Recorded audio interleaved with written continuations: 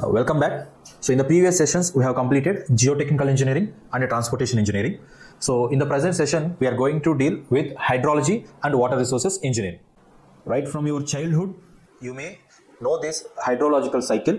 So here, the water evaporated from the surface of water body. So majorly on oceans. So the water will evaporate due to the heat from sun. So due to the heat coming from the sun, the water will be evaporated. So we call it as evaporation. We call it as evaporation. So this evaporated water will form clouds. This process we call condensation. This process of forming clouds from the evaporated water is called condensation process. Then the water which fall from the sky from these clouds is called precipitation. Technically we call precipitation. So normally we call it as rain, but technically we call it as precipitation. So this is the major thing. And also there are many other things which provide these vapors, not only from the ocean surface. So there are other things which also involved in this evaporation process, but we call it as transpiration. So when the water evaporated from the surfaces of the tree leaves, we call it as transpiration. If the water is evaporated from the ocean surface or water body surface, we call it as evaporation. So if the water is evaporated from the surface of the tree leaves, we call it as transpiration. So from there again, it will be condensated and form clouds. So these clouds again transported, and then when they hit an obstacle, a higher level obstacles like hills, then there they may again precipitate or rain. So normal water bodies like lakes, rivers, they also contribute this evaporated water. So again, this evaporated water will reach again these sources. Whatever the sources we discussed, ocean, trees, and normal lakes and water, smaller water bodies. So the condensated and precipitated water once came to the surface of the earth, they will again reach the source in many ways. So runoff. So when the water fallen on the ground surface, so it flow on the surface. Some part of this rain will flow on the surface. The flow of water on the surface during the rains is called runoff. And some part of this water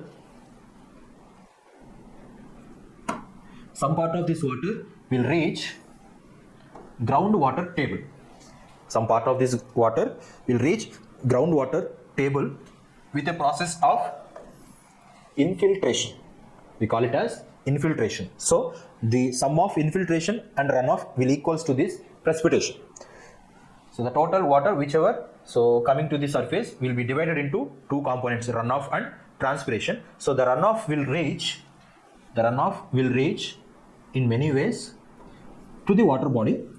Maybe the smaller streams, a river, we call it in many ways. So the runoff will reach the final ocean, and the infiltrated water will reach groundwater table by flowing through the soil. And this groundwater table again reach the roots of the plant. This groundwater table, so by using capillary action, this water will reach the roots of the trees, and from there it will reach to the leaves of the tree, and from there again the process will cycled. And the runoff water which come to this ocean, the final destination of water, so from there again it will evaporated, so that this process is a cycle, so that we call it as hydrological cycle. So we know that, or the water cycle. So this is the hydrology. So it mainly concentrates on source of the water. Hydrology mainly concentrate on source, nothing else. The hydrology deals with source of the water. So and also the hydrology deals with this rainwater harvesting system. So we know that the rainwater harvesting system is one mode of saving the water. So usually the world is filled up with concrete. We call it as concrete jungle.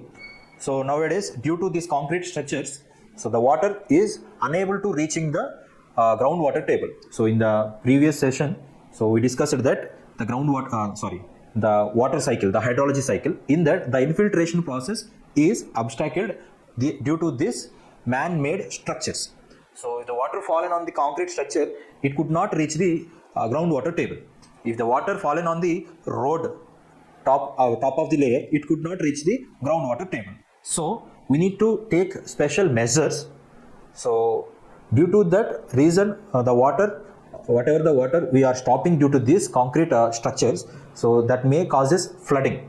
So if you see in the Hyderabad, even with a small rainfall, it could be flooded. So with a major water flood. So that is because of this concrete jungle. So in order to save that situation, so in order to reduce the floods, and you can see in the last 2024 in the Bangalore, we experienced that the lowering of the groundwater table. Due to the lowering of groundwater table, people were suffered almost for the 4 months. Even Karnataka CM also so not getting water from their household motor, right? So that situation they face just due to the lack of knowledge on this. So everyone need to concentrate on this rainwater harvesting system. So it is not a complicated thing. Everyone can do this. So just the rainwater which is falling on your house or any other structure, that we need to collect, and we need to take care of that water to reach the groundwater table, or we need to save that water for using for our daily day purposes. So for that, so we need to ensure that having a system with a pipes. So the surface of your house is the collection area for water. The collected water again directed to the pits. In these pits, so if you see here, the first pit which collect the raw water means on the surface you may have dust or any some other particles. So the first collecting tank will collect this raw water with the foreign particles. We call it as foreign particles. So from there it will filter this water in their first level tank, where you can access this for cleaning. So there the water again filtered and sent to this tanks, where these tanks are connected to the groundwater table, as the bottom surface of this tank is openly constructed with either rocks or any other coarser materials. So we need to fill this pit with different layers. On the bottom we can fill with gravel. On the top of the gravel we can fill it with sand. On the top of it again we can fill it with aggregates, like that. So in various layers we will fill this filtration material, so that the water whatever coming from the first pit will reach this, and this water will slowly reach the groundwater table.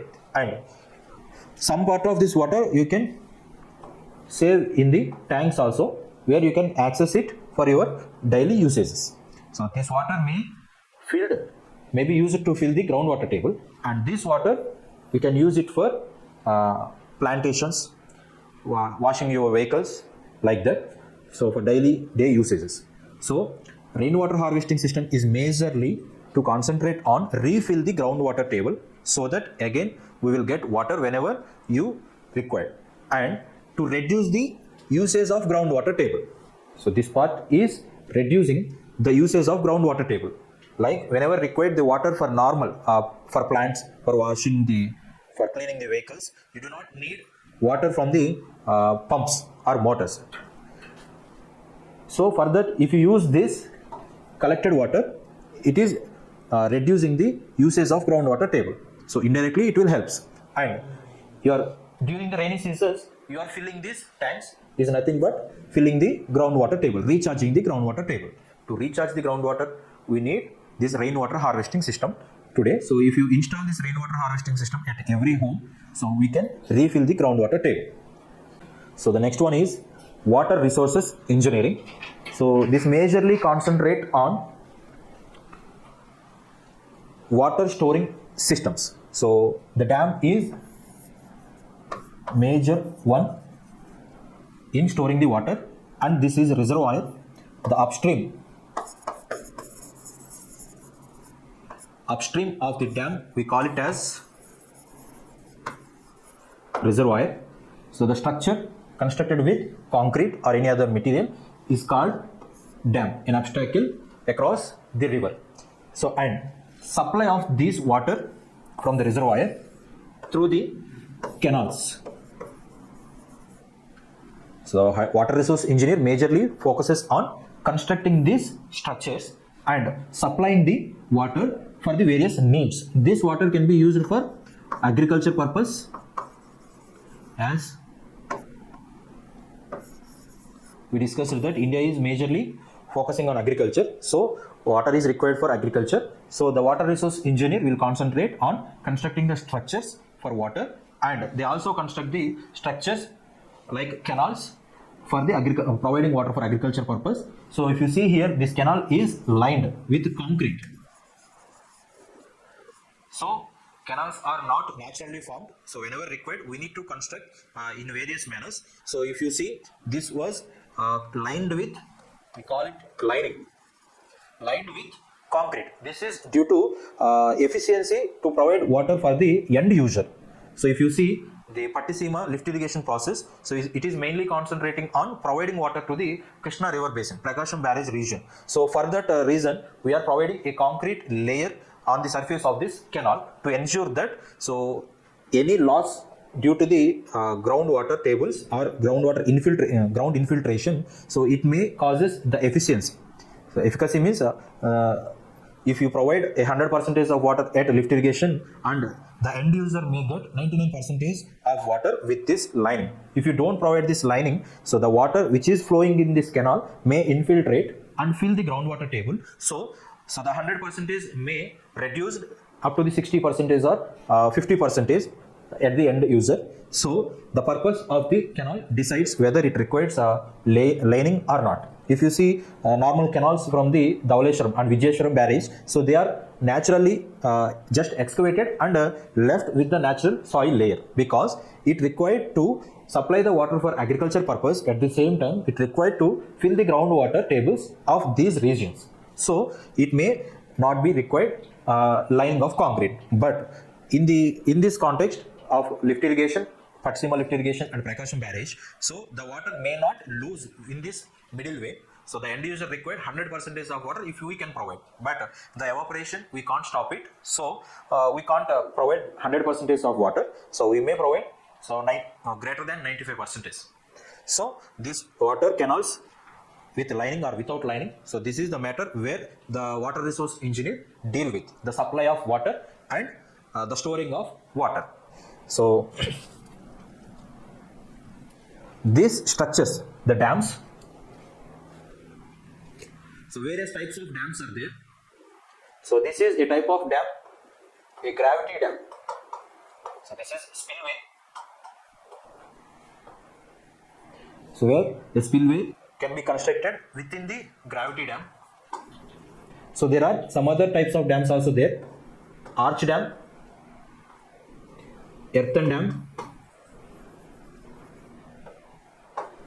buttress dam. So like that, so many types of dams are there. So the dams, all dams are majorly so classified based on their shape of the structure and material which we construct the particular dam. Earthen dams majorly constructed with soil and rock. So all these arch dam, buttress dam, gravity dam and other dams are majorly constructed with reinforced concrete. So but the major separation, the major difference is the shape of the dam. So gravity dam majorly in a shape like this. The arch dam, as the name implies, it looks like an arch. So the buttress dam, so which is a dam with the supports, continuous supports. So like that, based on the shape and facilities provided by the particular dam, we classify in different ways. So this is the water resource engineering. So majorly the water resource engineer focuses on. So with this, the hydrology and water resources engineering topics are completed. As a whole, So we have discussed geotechnical engineering, transportation engineering, hydrology and water resources engineering. Thank you.